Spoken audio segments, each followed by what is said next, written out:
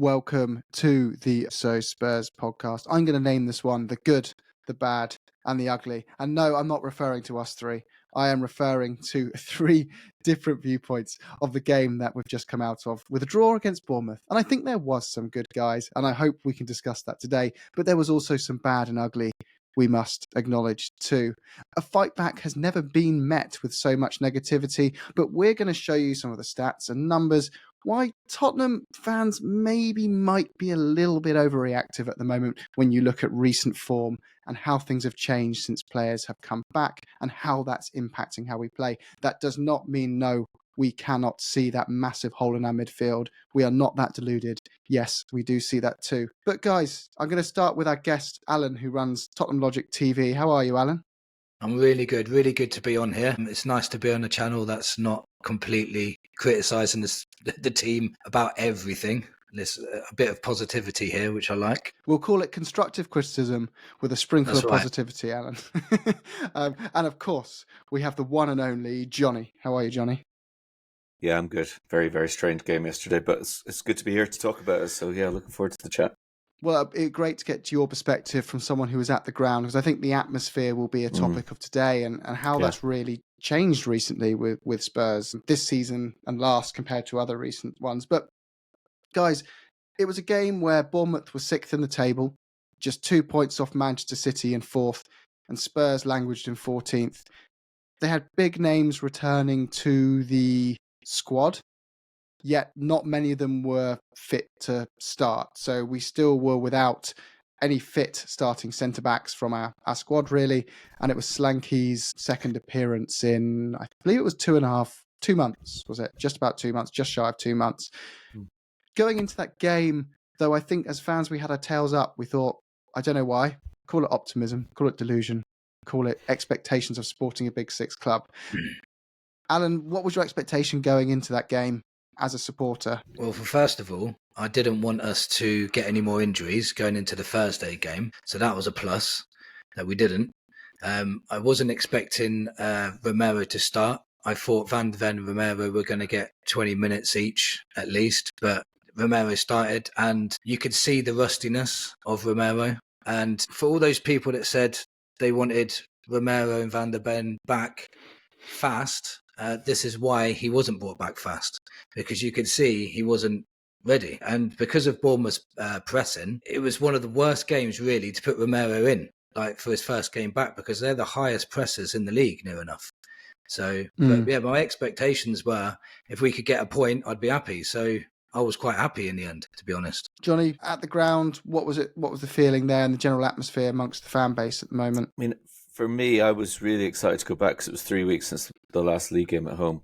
And then the Thursday night thing happened in Netherlands. So it completely wiped my kind of excitement about coming back over. And that did dissipate on match day. It's a funny one because Ange kind of touched on the crowd and the atmosphere. I've been at much worse games in terms of like noise, but it was very edgy, I would say. And I guess I don't know how long it is since we've lost so many games at home this, as we have this season. And it's just really difficult to be turning up week after week. And of course, you're going to get the odd match. But when you think at how many times we've turned up and we've getting turned over. And to be honest with it, like before, it was pretty subdued, I would say. And then the minute the sort of mistakes start to happen, the frustration is released much earlier. And I think that the fans are just really, really frustrated with the mistakes, with the sloppiness. It's weird ones because obviously, and we're going to get into the detail of it, that certain individuals who were really, really profligate and kept giving the ball away. And moments like for the goal when Bentancur gave away the ball and they scored on the break with your man, I can't remember, made the cross, Kirkes.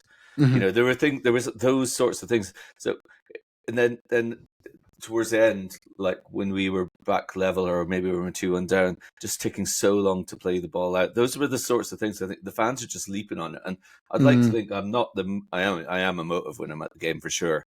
But like I want to support the players, and I think even I felt that I was probably quicker to get frustrated, and it was really quite spicy in terms of like the fans' frustration.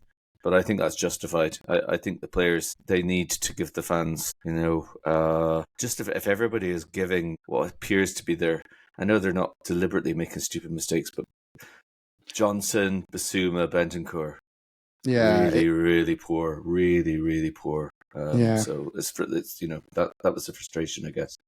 Yeah, and it's the frustration that I guess we have seen some of these mistakes and errors so much. Well, look, firstly, Absolutely. you can't tell any Tottenham fan they're wrong for being frustrated and annoyed and questioning a manager when you're sat 14th. Like, there is nothing or wanting to boo out of pure frustration. Like, that's just, we're 14th and we're a club used to being in the top 6. So that's completely understandable. But I think it does also lead to frustration bubbling up and perhaps clouding.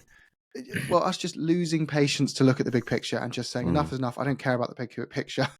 Just fix it. I don't care anymore of why it's happening. I just don't want it to happen anymore. And I'm just so sick of the excuses, even when many excuses are valid. And I will caveat that many excuses have been valid. Some are self-inflicted. I don't know about you guys, but it was in the 42nd minute when Tavernier scored that goal and it was that beautiful cross. But if you'd stopped time when Porro misplaced that pass, I would have just lumped my mortgage on a bet that we were going to concede within 10 seconds of that moment. That is just not, it's not right that should be so predictable, to know you're going to concede when you lose a ball in that position of the pitch so regularly, season after season. And maybe the argument is, well, we don't have a proper 6, so that's why it's going to keep happening and our midfield is really exposed. But it does just feel a bit too repetitive, doesn't it, guys? Is that a fair criticism, Alan, or am I being a negative Nelly here? Am I as bad as the... No. It's exactly right. And I think for the last, I don't know, however long it's been now, we've been so open in the middle. And I think it's our passing that's been really off. And the middle has been wide open all the time. So these two combined with no cohesion, because these players are not playing the same players every week. They're playing with different players every week. There's no cohesion. There's no teamwork. There's just relying on other people to do the work for them. Like, for example, if you look at Bergvall, when he come on in the second half, he did more in 10 minutes than Basuma was doing in 45. And he's 19. He's came from Sweden.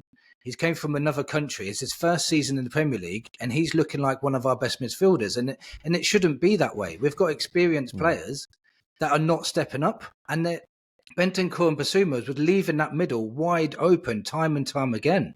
And it's not right. I would rather put Gray in there with Bergvall right now, because he would be disciplined. He will stay in that 6 and he will protect that top back 4. He will. But the other two seem to just wander, and I don't know why. I don't know what it is with them two. I think the reason Gray wasn't playing as the 6, and I can see why everyone wants him in the 6, and we all do, is Ange and JJ mentioned. Ange has mentioned this before, but JJ, licensed coach JJ, who joins us well, says, as a coach who's worked in the Premier League, right, with Premier League managers, he says it's all well and good that, but you need these players to have time on the training pitch in the position you're going to throw them into in a match. And Gray has not had more than 2 days training at most as a midfielder at Spurs, because he's just been lumped in at centre back or right back or left back. And the other thing is, Romero and Van de Ven aren't fit to start. Conflicting reports whether Danso's injured or not. Hopefully it's just rubbish. But it shows that one centre-back injury, Gray's back in as a starting centre-back. So if you're playing him as a 6 and you then lose Danso, suddenly, right again, we've got to play Romero and Van de Ven 3 games in a row, over 9 days, lose them both to injury, and we're back to square one. So I can see why we're just not in a position to do that just yet. Yeah. But we're desperate to see it, aren't we? But yeah. So guys, elsewise on here, the stats showed that possession, Spurs had 61% to Bournemouth's 39%. We actually completed 475 passes versus their 274. Didn't feel like that though, did it, Johnny? No. I don't know. It didn't feel like we dominated possession and we made lots of successful passes and had a higher passing accuracy than Bournemouth. It was an awful lot of passing sideways and not really. I mean, well, it would be interesting to see, the number of touches that we had in their box, and certainly the number of shots is a very significant one. When you Bournemouth have pretty much doubled the number of shots that we had, so. I mean, it kind of comes back to that, really. I mean, wherever you have the ball and how much you have the ball and however many passes you make, it's like what kind of difference are those passes making? What kind of difference is possession making? And before you were talking earlier about the completion of passes, ours was better, but unfortunately, it's when and where we're making key mistakes, and as Alan was just saying there, the senior players are the ones who are more often than not the ones who are actually giving away opportunities which are costing us. I mean, if it wasn't for Vicario, we could easily have been 2-0 down after 5 minutes. I mean, nobody's really going to, it would be a bit harsh. Although Romero's an incredibly decorated player, you can sort of be forgiving in a sense because he hasn't played since December, that he's going to make more mistakes.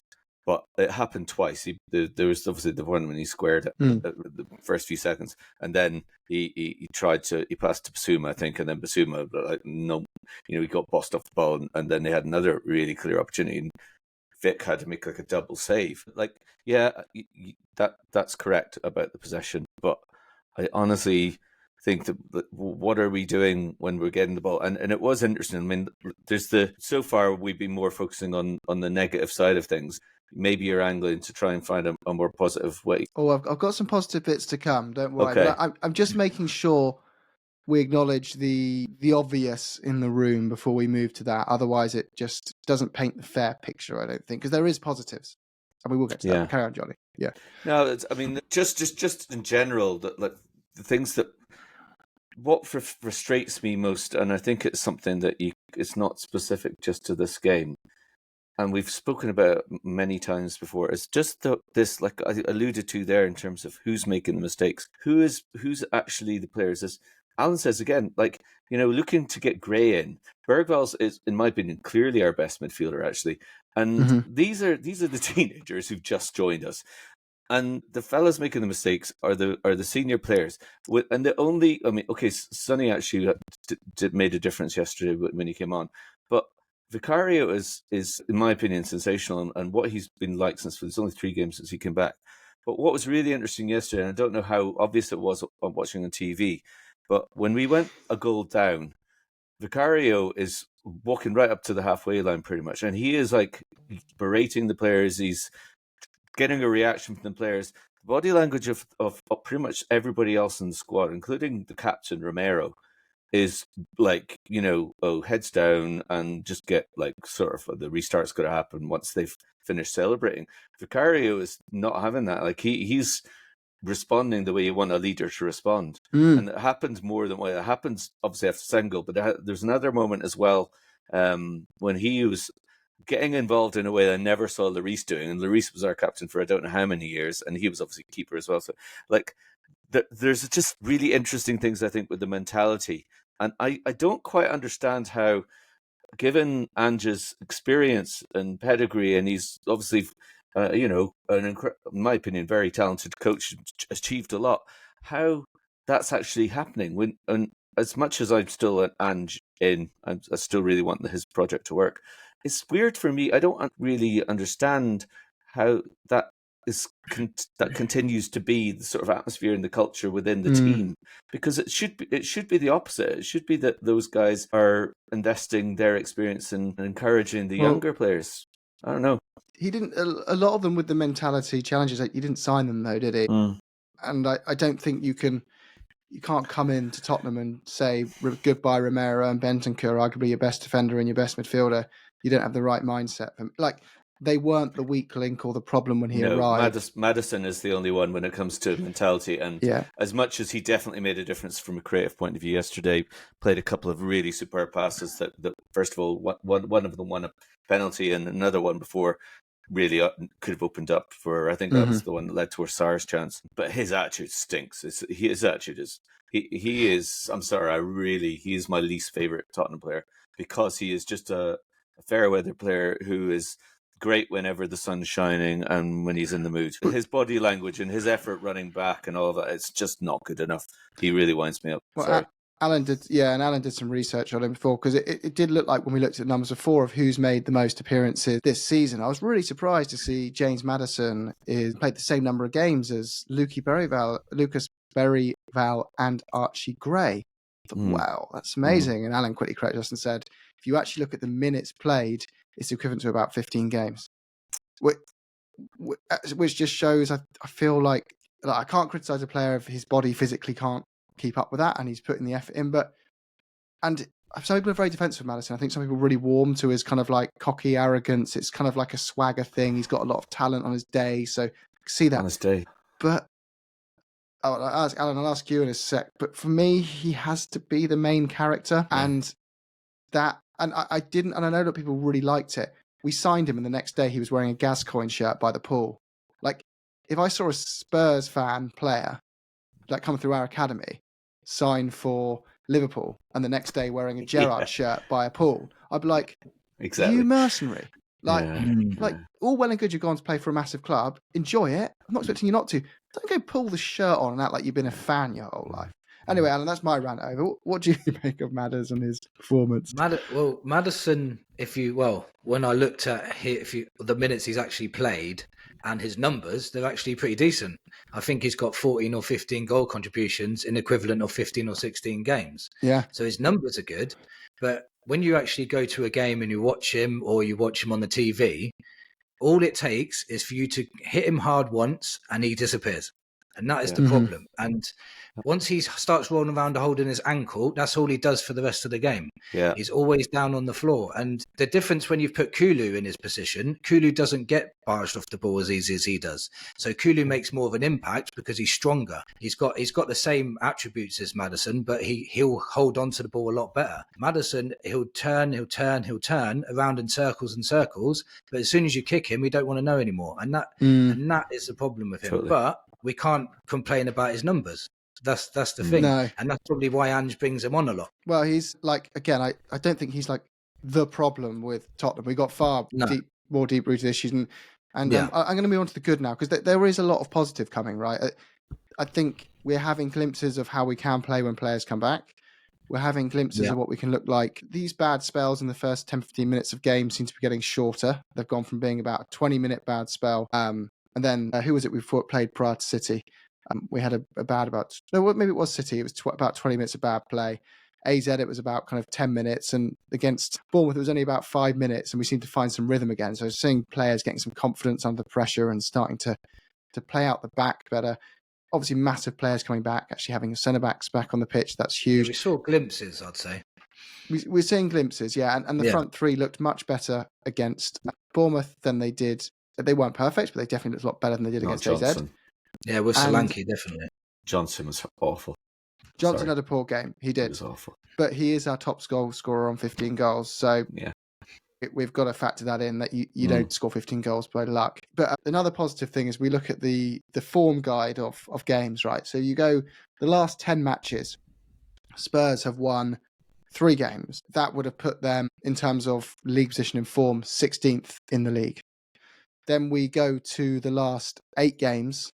So I'm showing kind of recency form.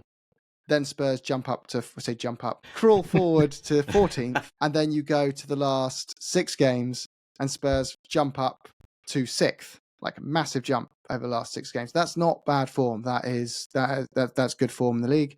And then the last 4 games we sit 4th. And that includes games against Manchester City, right? A game against Manchester City as well, which isn't easy. So I think we've got to say we are improving. And we've got a table here that I'll try it into your screens. But effectively what it shows is a graph, a blue graph, and it shows how Tottenham were averaging in the league over the season. And Spurs were kind of floating around between 4th and 8th, but they were within 2 points of the top 3, 2 or 3 in the top 3. And then suddenly on one game week, it just nosedives, and that correlates with the initial injuries to Van der Ven and Romero.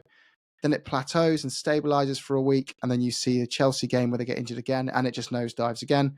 Those players come back, and it's progressively crept upwards in terms of form, and points have ramped up too. So the long story I'm going with there is, guys, maybe was it as simple as it is down to the injuries that are the main cause, not the only cause, the main cause of our trouble, and now players are coming back. Do you think there's a chance that it doesn't solely depend on winning the Europa League? Spurs could show enough good form at the end of the season to give the board make the board decide to give Ange a bit more time next season. Do you think, Johnny? I don't know. I think it's a really interesting question, because we were talking various people, like, so I was at the game yesterday, my son Callum, and we were chatting about this situation with the manager, and I think all of us agreed that Ange isn't going to go anywhere before the end of the season anyway, because there's nobody coming in who's going to be a long-term solution, which means that you're looking at Ryan Mason probably, or as the kind of interim again. And no, thank you. That's not palatable. No. In terms of what happens at the end of the season, so I think if we go out on Thursday, I think it's going to be incredibly difficult for Ange to keep his job. If it was me, I would still persist, and I can understand why people are yelling at the screens and or their AirPods when they're listening to this and thinking, what is this guy on? My issue with the manager situation is that he was given a 4-year contract. We've had, since Pochettino, we had a number of managers for relatively short periods. We've got a manager who had so much to do to change the squad, a huge amount of which has already been achieved, and to imprint a completely different mentality and playing style. And it's been compounded, as you said, Jim, by this horrendous, and on each of the seasons, this year crazily worse than last year, which is really, I think, not giving us a proper and fair representation of what Ange can do. And I think we've seen, in my opinion, a lot of evidence to show what could happen from a positive point of view if he's given the another season. And I think Sai yesterday said, if things are continuing as bad as they were, or if they have been this year in terms of form and results, by kind of the November transfer window, then maybe pull the plug at that point. And I can see where he's coming from. I really think we should keep with him. I don't know if Levy's got if he's going to be got that the way minerals, inclined. I think is the expression. That's it, yeah. So it's interesting. I mean, it's a matter of, obviously there's a huge amount of people who think he is clueless. Ange I'm talking about, who think that Ange is clueless. He's out of his depth. And he's just, being completely found out at this level, and he's just not able for this level. And people they're looking at his press conferences, post-match press conferences, if we don't win, and they just think he's like a deer in headlights. And that, in my opinion, is absolute garbage. I really think these people don't have a clue what they're talking about. I think when you see what he's achieved in his career, he's had knocks and setbacks, and the difference he's made in everywhere he's been has been incredible. And I think that if we let him go, just my opinion, but I think if we let him go, it would be, I would always be wondering what would have happened if we'd just given him a third season. That would be, and it would be a huge regret for me, because I don't know where you go from there. Sorry, Jim. But I always guarantee you, Johnny, if we let him go, in 2 years, we'll have just sacked the next guy. And we'll be going, I agree. Why didn't we just... And I'm not saying that means Ange would have succeeded. Yeah. But why didn't we, for the sake of the final, exactly. Why didn't we just give him the benefit of the doubt and say, okay, you've got 6 months from the start of next season to show us it was the injuries, with a proper six, the system works. Exactly. Et cetera, et cetera, et cetera. It's just you've got to take the long-term view, not what your immediate emotions want. Yeah. But Alan, I'll read out a question for you from Hisu. So Hisu's our first Legend tier member. So Legend tier members always get the first question read out on the show. And Hisu says, I have a question. Yesterday, towards the end of the second half, Andre and I noticed that whenever Vic had the ball, Sonny ran towards the opposite side quickly, but the ball was kicked to the defenders in quite a risky way, and it slowed down the tempo and attacking opportunities diminished. Sonny looked frustrated. Did anyone else notice this? Which one is Ange ball? We didn't have time to build up and we needed a quick attack. Were the players following the instruction, and Sonny was against it, or is it just some players didn't understand the situation? I'm asking this as a football enthusiast who is learning. Please, could you explain it? Anyone have an answer to that? Well, first of all, regarding the passing, it looked to me like their confidence is shot. Like half the team, especially in the first half, they looked scared to have the ball. A lot of them were hiding. A lot of them didn't want the ball. Obviously, like in the second half, you could see Bergvall, all he kept doing was shouting for the ball. We did not see that in the first half. And when every time Vicario got the ball, they weren't in the positions that they should have been to receive the ball. So when he's getting it, he's looking up. He doesn't want to pass it to them because they're not in position. So they're not doing what they're told for start because they're not in the right place. You can tell they're not in the right place because Vicario is not willing to give it to them. Mm-hmm. And when he does give it to them, even in the wrong place, then they've got to give it to the midfielder who's also in the wrong place because they've already started in the wrong place, which means the press from Bournemouth is easy. Which means when Romero gets it and tries to give it to Bazuma's already got someone on him because it's too predictable because we're not doing it fast enough. Because none of them are on the same wavelength for some reason. And I think this was down to nerves, not down to them being crap, if that makes sense. It was more like the fans were already jittery because of Romero in the first 45 seconds. So already the fans, every time Vicario got the ball, Romero got the ball, they was all nervous. You could hear it through the TV. I wasn't at the game. I don't know about you, Johnny, but you could hear it through the TV how nervous the fans were. So if they were nervous, what were the players thinking? So the passing, what they're supposed to be doing, what they've trained all week to do, they were not doing it. And this is why Sonny was getting frustrated, I think, because he was doing his right moves, but he was never going to get it because they weren't doing it from the back correctly in the first place. Does that make sense? I think you nailed it there, Alan. And that what concerns me a little bit is it makes me wonder, some of those players Johnny was earlier describing as good leaders are following the instruction and trying to do something, and others are pushing back on it and doing their own thing. And therefore we've got a bit of a disjointed situation. Yeah. And until Ange has a summer window to clean out the people who don't want to be a part of that, who think they know better and whatever, he can't change a lot, or he gets players back from injury who, Solanke, Van der Ven, players of that who do want to do what he says. But I also wanted to acknowledge that Spence made it very clear the whole dressing room is massively behind the manager, and there's no downing tools going on. And I don't think he'd come out and say that if there wasn't some truth behind it. And that's not to say there's going to be one or two players who are upset. There always is. Players who play are typically happier than the ones who don't. And they typically prefer the manager who plays them. But just to leap in, I mean, the one thing just quickly on terms of the playing the ball from the back, I think Alan did a great job in explaining. I would agree with his point of view. In the second half, I think it might have been when we were still a goal down, but maybe we were level and we were sort of in the stands. We had the momentum in terms of getting those 2 goals back, and you're just willing the players to get forward for another chance to make it 3-2. Vicario, as much as I was singing his praises earlier, and of course, like, they're human beings, right? So they're all going to be affected by whatever's going on. But there were quite a few times when he was quite slow to get a counter going or to get an attack going. And as much as he was superb, that was really frustrating. And that was something that I don't know how aware he was of the fans or how impacted he was by the fans. But there was one point quite near the end when he did launch the ball long towards the halfway line, and pretty much everybody in the stadium cheered. Yeah, it was like, and I don't know what Ange would have thought of that. Like, it's not. I don't think he would have liked that very much at all.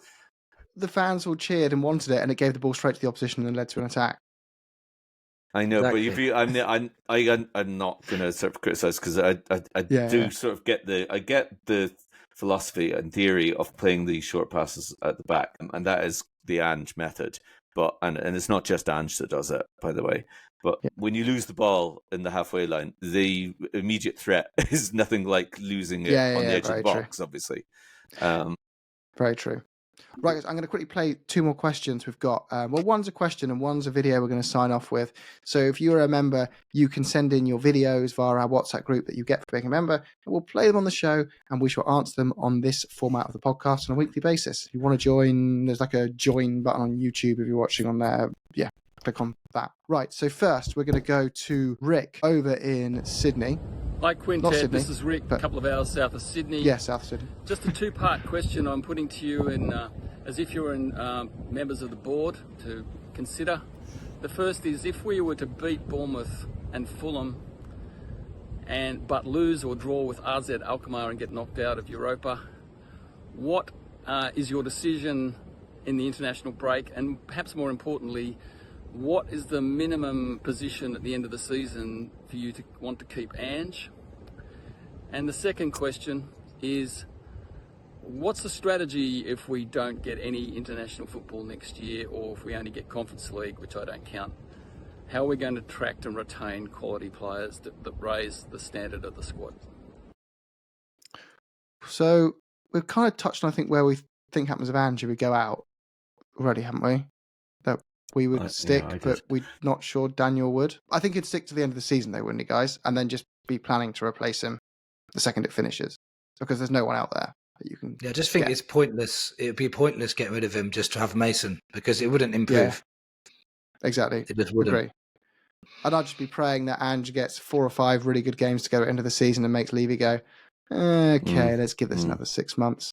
And then and then the second part to that question was, remind me, guys. Someone just not players. How do we attract? Oh yeah, how do we attract players? What's the strategy we don't for have next season? Yeah. Does it make it harder for us to attract players of no Europe? I think it. Well, we're not going to get unless we win the Europa League. We're not going to get European football. It's looking at the games that are left and looking at the difference in points. We won't finish in the top half of the table, in my opinion. Like, looking realistically, I'm sorry. I think things have changed a little bit over the last couple of weeks. Losing the game against City, even though that wasn't a shock in itself. Looking at the table now, I think realistically we're going to probably finish 11th or something like that at best, to be honest. And I don't really care that. It's not like I don't care, but it's all on the Europa League. Like, we could still have an amazing end to the season. And that's not delusional. Like, we've got the players that could. We've seen the performances, but they're coming back, and that's something that we've got to hang on to. But it's a good question about, like, the players' situation. I don't know what Alan thinks about that, because we've obviously been in that situation before when we've maybe missed out in Champions League, and we've missed players because they want to have Champions League football, and we've only got the Europans, things like that. So it is a factor for some players. I just think even if we got European football somehow, like with a miracle, because I agree with you, I think 10th is probably the highest we're probably going to finish. Yeah. But I don't think even if we got European football, we would sign the big name players anyway. I really don't. I think we'd still go for the Cardosos and a player from Lille that plays for England. I can't remember his name right now. Gomez, I think it is. Yeah. We'd still go for teams like that, and we'd still be a big pull to, foreign countries, because, we're Tottenham Hotspur. But yeah, I don't think it'd make much difference player-wise, because I still think we'd go for the same type of caliber of player. And plus, even if we went for, let's say, a big player, Man City, Chelsea, Arsenal, Liverpool will all be going for him, and he won't come to us anyway. So, I agree. I don't think it would make much of a difference, to be honest. Yeah, I agree. I agree. Especially if we're just sticking to this youth philosophy, right? It's all about minutes for those guys. We've got some good youths coming in as well, like Vuskovic and Young as well. So I'm quite excited about Vuskovic especially. Yeah. Okay, and then we'll just go to, just before we finish, there's 2 more bits we're going to do. One is read out. It's a new thing we do. We read out what happened in Tottenham's history on this very day in the past. So Jack and Ori. Probably alive. Not a nice one today, guys. Not a nice one for trivia. Probably the most depressing one in the book, dare I say. God, it's miserable today, isn't it? A miserable bunch. I'm actually not that miserable with Spurs, despite what's going on. But anyway, Arsenal confirmed their place as Spurs' rival on and off the pitch. The Gunners had previously moved north from Woolwich to make Tottenham their geographical rivals. However, with the Football League looking to restart after the end of World War I, Arsenal managed to take Spurs' place in the First Division, causing outrage at White Hart Lane, and ultimately, the most bitter rivalry in football begun. Wasn't they voted in as well? Yeah. And it was a bit dodgy who made those votes as well. Yeah. Wasn't there a government official who was a bit corrupt, I think. Yeah, just a little bit. And then, guys, we will finish with a message from our friend Sean, the Gooner Slayer. Come on, you Spurs! Thank you, Sean. Is that a cockerel? It's He's the what's most the third upbeat called in person Lion out of King? all of us. Yeah. But no, seriously, guys, I think if we win on Thursday, big if, like, we are on for a better season than Arsenal. Yes, If we come out exactly. with a trophy Yeah. and Arsenal 100%. don't, I would take 11th in Europa League Oh, yeah. over, I think Arsenal are going to slip to third. I'll and tell you nothing. something, yeah. The last time we finished 10th, we won the League Cup, I think. Well, there we go. There you go. There we go. But the difference, I think, from that League Cup side is, I hope it is Ange, but whoever's our manager next season, I am buzzing for the fact we've got Gray, Van der Ven, Udogie, Spence, Berryval, Vuskovic, Yang, Solanke, Moore, Odegaard.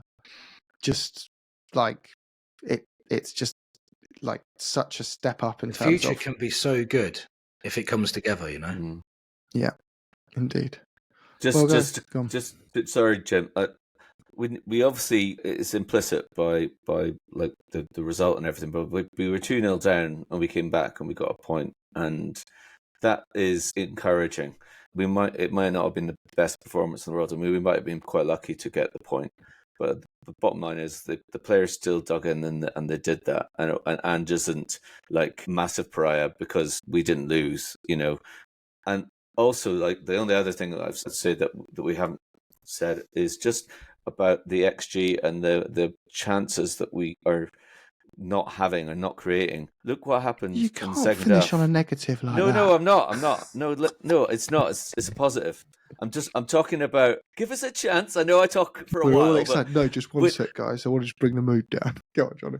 A chance. No, like, Bergvall took that shot from wherever, nearly 30 yards out, hit the post, like thunderbolt. And he's like, he had space, he had time. There were so many times before that when we could have shot and we didn't shoot.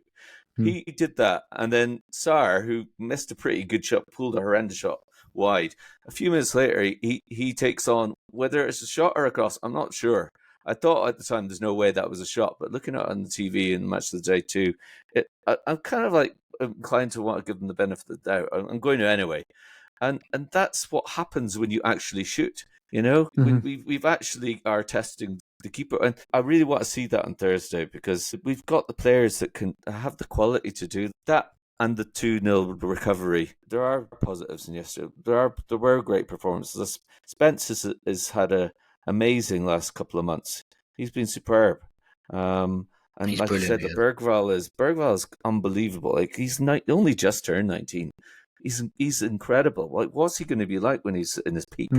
I hope he's still playing with our crest. It's going to be a really good Real Madrid player, I know that. Oh, mate, I know. I didn't want to say that.